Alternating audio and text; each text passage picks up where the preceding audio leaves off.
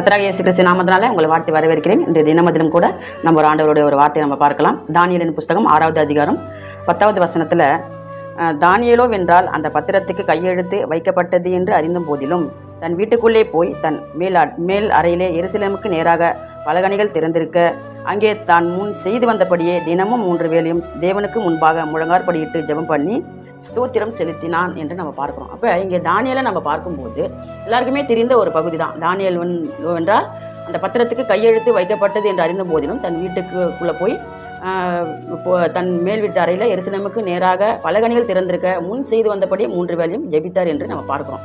அப்போ தானியேல் என்று சொன்னாலே ஜெபிக்கிற ஒரு மனிதனாக தான் நம்ம பார்க்குறோம். அவருக்குள்ள ஒரு அடையாளம் இருந்தது, ஜெபிக்கிற ஒரு மனிதனாக அடையாளம் இருந்தது.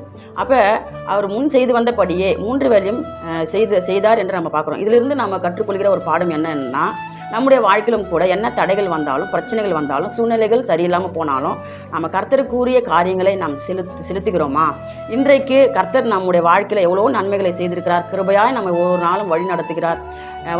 நாம் கர்த்தருக்கு செய்கிற காரியங்களை நம்ம செய்கிறோமா என்று 3 வேளையும் ஜெபித்தார் என்று தானியேலை குறித்து நம்ம பார்க்குறோம். அப்படி ஜெபிக்கும் போது ஆண்டவர் தானியேலை உயர்த்தினார். எல்லாவற்றிலும் இருந்து அவர் விடுதலையாக்கி கர்த்தர் தானியேலை ஆசீர்வதித்தார் என்று நம்ம பார்க்குறோம்.